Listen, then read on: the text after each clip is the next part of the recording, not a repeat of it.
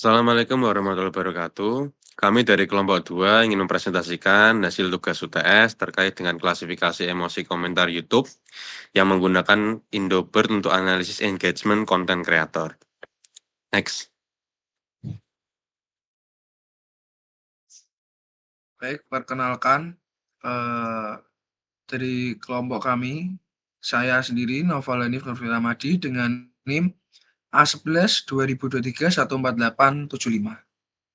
Halo, saya Dimas Bagus Muhammad dengan NIM A11 2023 14891. Saya Yopi Azrilik Tivianta dengan NIM A11 2023 14890. Saya Andis Pramudio Ananta dengan NIM A11 2023 14883. Saya Selesmi Ramadan dengan NIM A11 2021 13703. Yang pertama adalah latar belakang. Jadi latar belakang yang kita ambil ini adalah platform YouTube Indonesia yang mengalami pertumbuhan pesat dengan lebih dari 139 juta pengguna aktif. Konten kreator itu kan membutuhkan pemahaman mendalam tentang respon emosional audiens untuk meningkatkan engagement dan kualitas konten. Namun, analis manual terhadap ribuan komentar memakan waktu dan tidak efisien. Jadi penelitian ini hadir untuk mengatasi masalah tersebut dengan mengembangkan sistem klasifikasi emosi otomatis yang dapat membantu konten kreator memahami sentimen audiens secara real time. Next.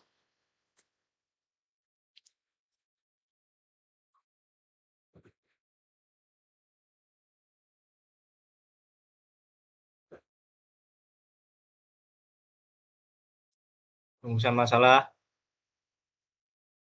Next slide, Mas. Next slide. Oke, untuk rumusan masalah sendiri, jadi yang pertama ada bagaimana cara mengumpulkan dan melabeli dataset komentar YouTube Indonesia yang berkualitas untuk klasifikasi emosi dalam time frame 6 minggu. Lalu ada bagaimana mengoptimalkan model Indobird untuk klasifikasi multi-class emosi dengan akurasi tinggi pada komentar YouTube Indonesia.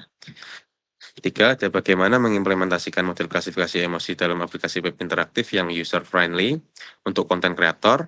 Lalu terakhir ada bagaimana performa model Indobird dibandingkan dengan model baseline dalam konteks klasifikasi emosi bahasa Indonesia. Next. Lalu untuk tujuan di sini yaitu adalah mengembangkan model deep learning berbasis Indobird untuk mengklasifikasikan emosi komentar YouTube Indonesia eh, ke dalam 5 kategori, yaitu ada senang, sedih, marah, takut, netral. Dengan akurasi minimal 85%, selain itu penelitian ini juga bertujuan untuk mengimplementasikan model tersebut dalam aplikasi web interaktif menggunakan Streamlit yang dapat diakses oleh konten kreator sebagai alat bantu analisis engagement. Melalui sistem ini, konten kreator diharapkan mampu memahami respon emosional audiens secara real time, guna meningkatkan kualitas dan relevansi konten yang diproduksi. Next.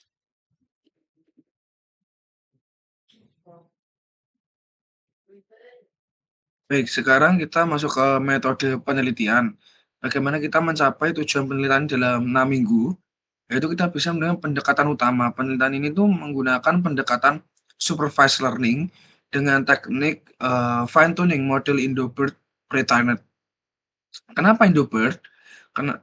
Kenapa Indobird itu karena model transformer yang sudah dilatih khusus dengan korpus bahasa Indonesia. Jadi dia lebih paham nuansa bahasa kita dibandingkan model multilingual. Terus ada dataset, itu tahap pertama. Pertama dataset collection, kami mengumpulkan 30.000 komentar dari YouTube Indonesia menggunakan YouTube Data API. Lalu dataset diambil dari 3 kategori, yaitu ada berita, entertainment, dan gaming seperti yang tadi sudah dijelaskan. Lalu ada tab 2 itu preprocessing, yaitu tahap ini krusial karena komentar YouTube itu chaotic, ada slang, emoji, typo, bahasanya campur-campur. Jadi kami lakukan text cleaning, itu lowercase normalization, remove noise seperti URL dan mention, normalisasi emoji karena emoji punya makna emosi yang penting, dan handling slang bahasa Indonesia seperti enggak, lalu BGT, WKWK diubah ke bentuk formal. Lalu ke tahap 3 itu ada labeling. Ketiga labeling ini paling lumayan challenging juga, yaitu untuk 30.000 komentar kami tidak bisa manual labeling semua, atau itu tidak efisien. Maka kami develop semi automated labeling system yang menggabungkan dua approach. Pertama, lexicon based method. Kita punya dictionary kata-kata emosi, misal senang, keren, mantap untuk happy, atau marah, kesel, benci untuk marah atau anger. Ini bisa auto label sekitar kemungkinan 70% data dengan confidence tinggi. Kedua, untuk kasus yang ambiguous atau confidence-nya rendah, kami pakai LLM validation. Kita gunakan large language model seperti GPT atau Claude untuk validasi dan reinforcement labeling. Kombinasi ini kasih kita balance antara speed sama akurasinya. Lalu di tahap keempat ada model training. Ini inti dari research. Kami fine tuning Indobird dengan dataset yang sudah dilabel. Proses ini melibatkan hyperparameter tuning. Kita optimasi parameter seperti learning rate, batch size, dan approach untuk dapetin performa terbaik. Training dilakukan dengan GPU untuk efisiensinya. Lalu di tahap kelima ada evaluasi. Model yang sudah di-training akan dievaluasi menggunakan berbagai matriks, yaitu ada akurasi untuk overall performance, precision untuk ketepatan prediksi kelas, ada recall untuk coverage, dan F1 score sebagai harmonic mean antara precision dan recall. Ini penting untuk memastikan model tidak hanya akurat secara keseluruhan, tapi juga perform well untuk setiap kategori emosi. Lalu di tahap ke-6, terakhir itu kita melakukan deployment. Model yang sudah optimal akan kami deploy menggunakan Streamlit untuk membuat aplikasi web dashboard. Dashboard ini akan user friendly, bisa diakses konten kreator untuk analisis engagement real time. User tinggal input komentar atau upload CSV langsung dapat analisis emosi. Ini yang kami harapkan. Jadi keseluruhan metodologi ini strukturat atau telah terstruktur dari data collection sampai deployment dalam timeline 6 minggu, semua tahap terstruktur dengan target yang jelas. Selanjutnya lihat di detail dataset. Next.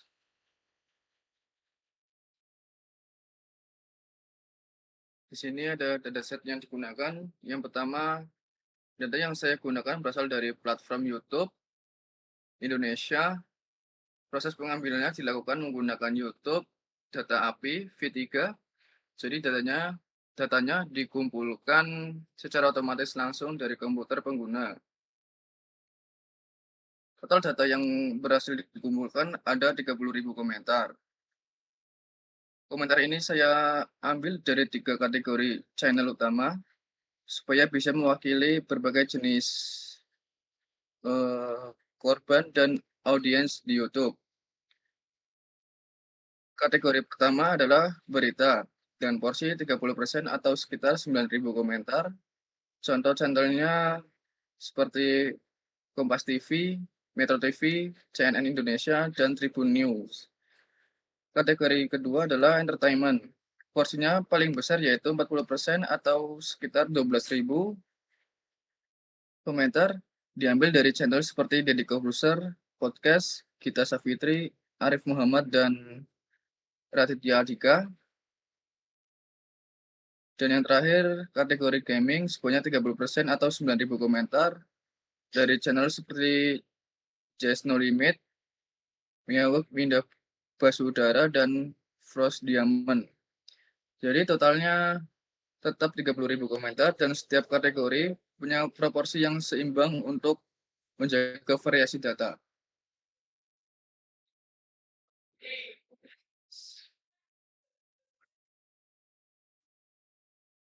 Lalu yang ketiga, komentar-komentar tersebut saya klasifikasikan ke dalam 5 label isu utama, yaitu yang pertama senang, yaitu komentar yang menunjukkan kegembiraan, humor, atau antusiasme. Contohnya seperti, wah keren banget videonya.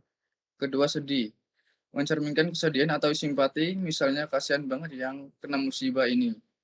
Ketiga marah, berisi komentar dengan nada frustasi atau kritik keras seperti bikin emosi lihat beginian. Keempat takut, yaitu komentar yang menunjukkan kekhawatiran atau kecemasan. Contohnya, serem banget, aku nggak berani nonton sampai habis. Dan terakhir netral, yaitu komentar yang hanya berisi informasi atau pertanyaan tanpa emosi kuat, misalnya, kapan videonya berikutnya diupload.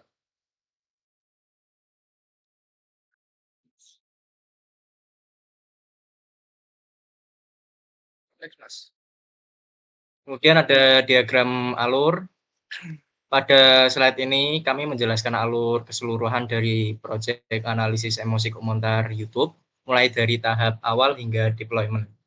Yang pertama ini kita mulai proyek dari tahap literatur review dan tool setup, yaitu mencari referensi penelitian terkait dan menyiapkan environment seperti Python, YouTube, API, serta library NLP. Kemudian setelah itu dilakukan data collection untuk menggunakan YouTube API untuk mengambil komentar dari video sesuai topik yang diteliti. Secara paralel, dilakukan juga baseline model setup, yaitu menyiapkan model dasar sebagai pembanding awal. Misalnya logistic regression atau naive Bayes. Data yang sudah kita kumpulkan kemudian melewati proses data reprocessing dan cleaning, seperti pembersihan teks, normalisasi, dan penghapusan noise. Tahap berikutnya adalah semi-automated labeling, yaitu pelabelan awal secara otomatis menggunakan model bahasa, lalu diperiksa lagi secara manual di tahap manual validation untuk memastikan akurasi label. Selanjutnya dilakukan eksplorasi data analisis untuk memahami distribusi data dan karakteristik komentar. Data kemudian dibagi menjadi 3 bagian, yaitu trend 70%, validation 15%, dan tes 15%. Pada tahap model dilakukan baseline training terlebih dahulu, lalu fine tuning Indobird, dan terakhir Distilbert training untuk membuat versi model yang lebih ringan. Setelah ketiga model itu selesai, dilakukan hyperparameter tuning dan cross validation untuk mencari konfigurasi terbaik. Hasil tiap-tiap model dibandingkan di tahap model evaluation dan comparison. Kemudian dipilih base model berdasarkan metrik performa dan efisiensi. Model terbaik diintegrasikan ke dalam Streamlit dashboard agar bisa kami akses secara interaktif, lalu dikembangkan juga API menggunakan Fast API untuk kebutuhan integrasi sistem lain. Sebelum rilis, sistem melewati tahap testing dan debugging untuk memastikan semuanya berjalan dengan baik, kemudian dilakukan deployment dan documentation. Tahap terakhir adalah N, yaitu project siap digunakan secara end-to-end untuk analisis emosi komentar YouTube. Kemudian hasil yang diharapkan dari sisi model performance, targetnya adalah akurasi minimal 85% di test set. Kemudian F1 score rata-rata 0,83. Precision dan recall per kelas minimal 0,80. Waktu inferensi di bawah 100 ml per komentar. Dan ukuran model tidak lebih dari 500 MB agar efisien untuk deployment. Dari sisi Streamlit dashboard sendiri, sistem ini memiliki 7 fitur utama. Yang pertama ada homepage, berisi gambaran sistem manfaat bagi konten kreator dan tutorial singkat. Yang kedua, single prediction, yaitu pengguna bisa mengetik komentar, lalu sistem langsung menampilkan hasil prediksi emosi beserta confidence score dan grafik probabilitas. Yang ketiga ada batch analysis. Untuk analisis massal, pengguna bisa upload file CSV berisi hingga 1000 komentar dan hasilnya bisa diunduh kembali. Yang keempat ada visualisasi dashboard, menampilkan visualisasi seperti pie chart, distribusi emosi, bar chart top keywords, word cloud, dan timeline trend jika ada timestamp.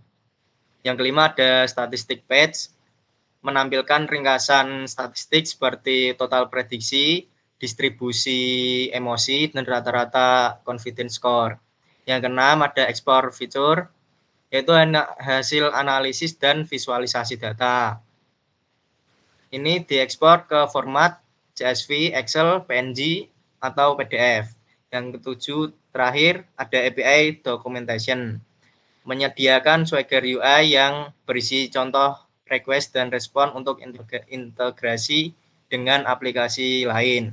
Dengan kombinasi performa model yang tinggi dan fitur dashboard ini yang lengkap, proyek ini kami harapkan bisa menjadi solusi praktis bagi konten kreator atau peneliti untuk menganalisis emosi publik terhadap konten mereka. Kemudian jadwal proyek. Lalu untuk yang terakhir ada jadwal proyek yang dimana kami akan eksekusi ini selama 6 minggu. Kami bagi menjadi 16 bagian utama yang terstruktur dan terukur juga. Yaitu di minggu pertama fokus pada foundation. Pertama literatur review dan setup, kami pelajari stage of the art research tentang emotion, classification, dan Indobird, plus setup environment development. Paralel dengan itu, kami mulai data collection menggunakan YouTube API, target 30.000 komentar dimulai dari minggu pertama, dan dilanjut ke minggu kedua untuk memastikan data cukup. Lalu di minggu kedua adalah data preparation week. Ini minggu paling dekat karena kami jalankan 4 aktivitas paralel, yaitu ada data processing, data preprocessing dan cleaning, yaitu normalisasi text, handling slang emoji. Lalu ada data labeling and validation, semi-automated labeling dengan lexicon dan LLM. Lalu ada exploratory data analysis, analisis distribusi emosi word frekuensi.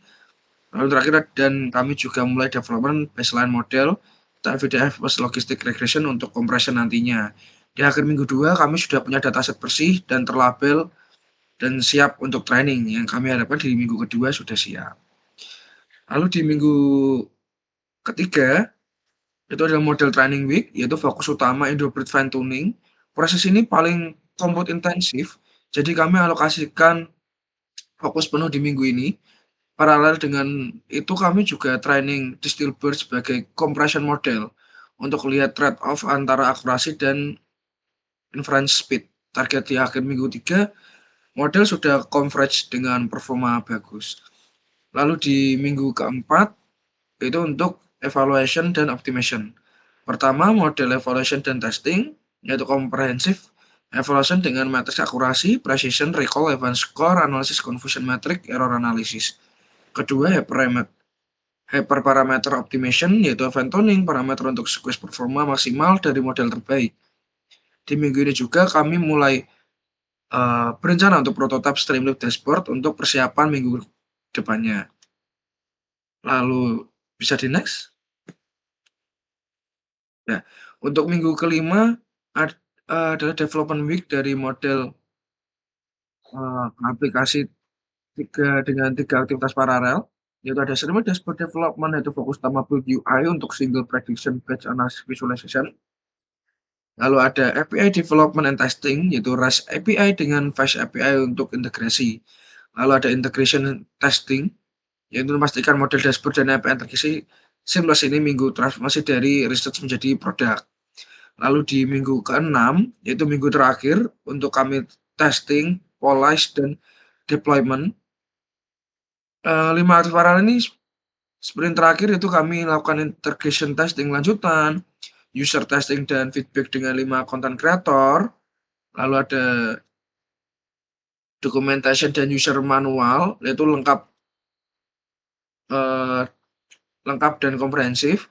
Lalu deployment ke Streamlit Cloud.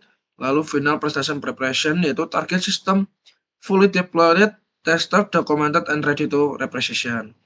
Sebenarnya lihat ini jadwalnya sangat realistik tapi lumayan ambisius, yaitu ada analysis dengan kunci priority and execution, clear milestone, dan progression complexity.